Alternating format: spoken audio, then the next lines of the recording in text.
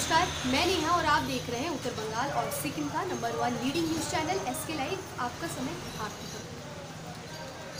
इस बीच आप जब भी किसी को कॉल करते हैं तो सबसे पहले एक कोरोना वायरस के ऊपर जागरूकता मैसेज आपको ओवर टेलीफोन मिलता है।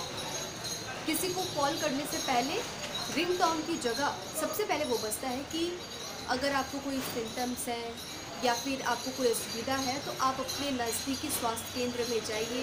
और विभिन्न तरीक़ों से आपको बताया जाता है कि आप अपने किस तरीके से प्रिकॉशंस ले सकते हैं, घर पर रहिए और सोशल डिस्टेंसिंग को फॉलो कीजिए। ऐसी जानकारी आपको दी जाती है। तो क्या आपको नहीं लगता कि हमें इन सभी चीज़ों को फॉलो करना चाहिए और इन सभी को मान कर चलना चाहिए? ये तो रही जागरूकता की बात।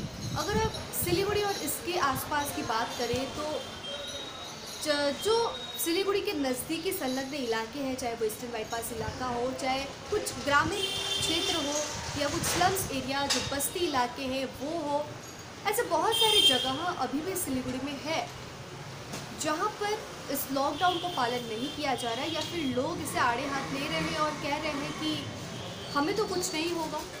कि हमें तो कुछ नहीं होगा का रवैया जो है ये लोगों को बदलना पड़ेगा, क्योंकि अभी भी अगर आप नहीं सुधरे तो और आगे समय शायद ना मिले सुधरने के लिए। हम आपको बताना चाहते हैं कि इस बीच जो है SK लाइव लगातार रूप से आपको दिखा रही है कि स्थिति कैसी बनी हुई है। महानंदा की अगर बात करें तो वहाँ की भी स्थिति जो आप देख रहे थे पिछले कई दिनों से, वो स्थिति अभी भी वैसी ही बरकरार है। और कुछ ऐसे इलाके हैं जहाँ पर बच्चे खेल कूदते हुए नज़र आ रहे हैं, तो वही बड़े बुजुर्ग जो है वो ताश जुए खेल रहे हैं और घर की महिलाएं जो है वो बाहर बैठ के गपशप कर रही हैं। तो बड़े से लेके बच्चों से लेके बूढ़ों तक और घर की महिलाओं तक कोई भी इस लॉकडाउन को पालन नहीं कर रहा है। ऐसी कुछ स्थिति जो है वो बस्ती इलाके से, स्लम्स इलाके से और कुछ एक इलाके से जो है सिलीगुड़ी संलग्न इलाकों से सामने आई हुई है। ये कहीं ना कहीं एक दुखद समाचार है और कहीं ना कहीं एक इन्विटेशन है कोरोना को बुलाने का। एक अफवाह जो है वो ऐसे भी फैल रही है जो आप सोशल मैसेज में पढ़ते होंगे कि कोरोना एक ईगो वाली बीमारी है जिसे आप घर से बाहर जाकर बुलाते हैं तो वो वापस आती है, घर पे आपके आती है। लेकिन अगर हम इसको सही में देखें तो इस बीच को स्थिति ऐसी ही बनी है, क्योंकि हर एक व्यक्ति आज जो है वो यही कह रहा है, चाहे वो नेता हो, देश के प्रधानमंत्री हो, राज्य के मुख्यमंत्री हो, चाहे बॉलीवुड स्टार हो, कोई सिंगर हो, कोई पॉलिटिशियन हो या कोई भी हो, आज सभी लोग बस यही कह रहे हैं कि सोशल डिस्टेंसिंग को आप फॉलो करें, घर पर रहें, सामाजिक दूरी बनाए रखें, पब्लिक गैदरिंग मत कीजिए। लेकिन कहीं ना कहीं सिलीगुड़ी और इसके संलग्न कुछ इलाकों पर लोग मान रहे हैं, तो कहीं ना कहीं दूसरी तरफ ये भी देखा जा रहा है कि इसकी धज्जियाँ वो भी उड़ाई जा रही है। क्या आपको नहीं लगता कि पुलिस प्रशासन को इस पर सख्ती से पेश आनी चाहिए? और जिस तरीके से सभी मीडिया अपने अपने स्तर पर दिखा रही है, इन जगहों को उजागर कर रही है, उभार रही है, तो पुलिस प्रशासन की दायित्व होती है कि वो इस जगहों पर जाए, सख्ती से पेश आए। और कहीं ना कहीं सभी सरकारें जो है वो कहती हैं कि हम गरीबों के लिए और उनके साथ है, गरीबों के साथ है। तो ये वही स्थिति है जब आपको उनके साथ खड़ा होना पड़ेगा, और पुलिस प्रशासन अगर इस पे उनकी मदद करे तो ये सफल भी हो सकता है। सबसे बड़ा प्रश्न यही उठता है कि अगर इन बस्ती इलाकों में पुलिस की एक टुकड़ी, 2-4 लोग पुलिसकर्मी अगर निरंतर रूप से वहाँ पर रहे, उनको समझाए, उनको माइकिंग के द्वारा उनको बताए कि आप इस तरीके से नहीं रहे, इकट्ठा होकर जमे नहीं। मुंबई के धारावी का आपने नाम सुना ही होगा, क्योंकि वो बहुत बड़ा मुंबई शहर में एक बस्ती स्लम इलाका है। वहाँ पर आज स्थिति काफ़ी गंभीर बनी हुई है।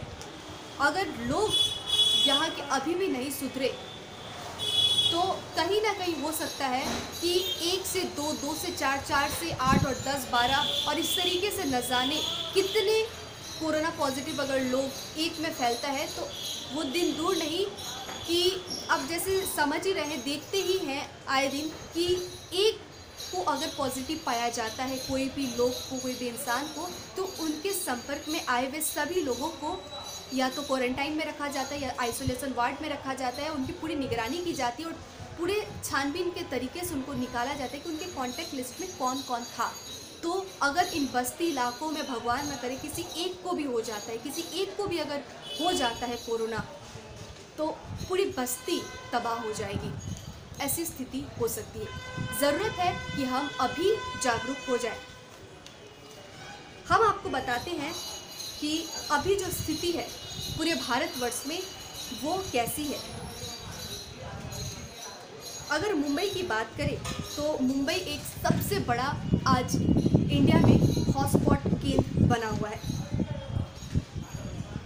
वहाँ पर 14,378 लोग जो अभी भी संपूर्ण रूप से आंकड़े जो है वो बता रहे हैं वहाँ पर है, जिसमें से एक्टिव केस जो है वो 11,906 एक्टिव केस है महाराष्ट्र में। उसके बाद उनमें से 1,991 लोग रिकवर्ड हो चुके हैं और 480 लोगों की मौत हो चुकी है।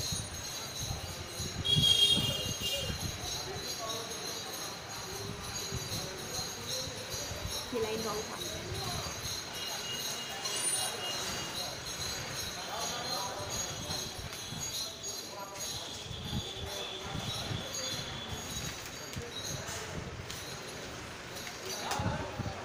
ऑल ओवर इंडिया का था।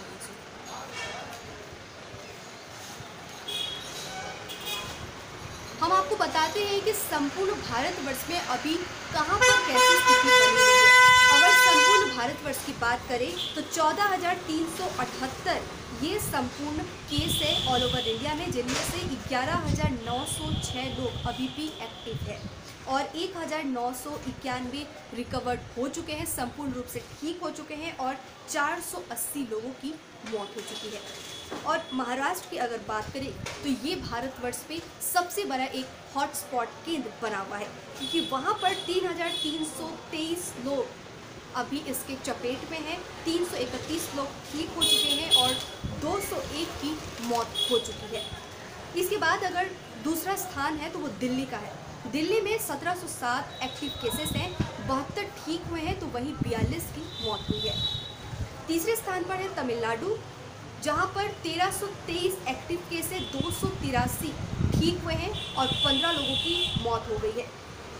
इसके बाद मध्य प्रदेश 1310 एक्टिव केस, 59 ठीक हुए हैं, क्योर्ड हुए हैं, वहीं 69 ठीक हुए हैं और 69 की मौत हो गई है। ये मध्य प्रदेश की आंकड़े हम आपको बता रहे हैं। इसके बाद राजस्थान में 1229 एक्टिव केस, 183 क्योर्ड हुए हैं और 11 की मौत हो चुकी है। इसके बाद अगर हम बात करें गुजरात की तो वहाँ पर भी 1099 एक्टिव केस है, 86 क्योर्ड हो चुके हैं और 41 लोगों की मौत हो चुकी है। उत्तर प्रदेश में और तेलंगाना की बात करें तो उत्तर प्रदेश में जो है 849 लोगों में एक्टिव केस अभी वहाँ पर संपूर्ण रूप से चल रही है, कंफर्म केसेस चल रही है वहाँ पर उत्तर प्रदेश में, और तेलंगाना में 766।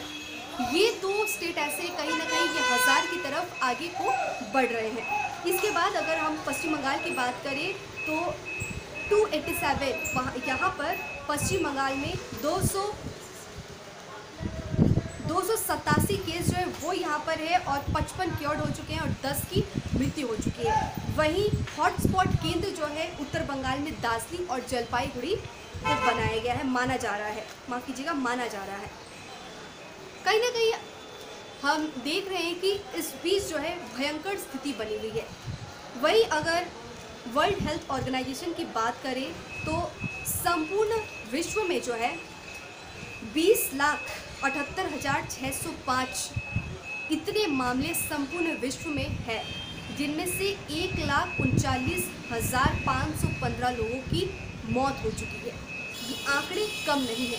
और सबसे बड़ी बात ये कि अमेरिका में, सिर्फ अमेरिका की अगर बात करें तो वहाँ पर 7,42,607 वहाँ पर केसेस हैं, और यूरोप की अगर बात करें तो वहाँ पर 10,50,871 केस जो है वो यूरोप की है।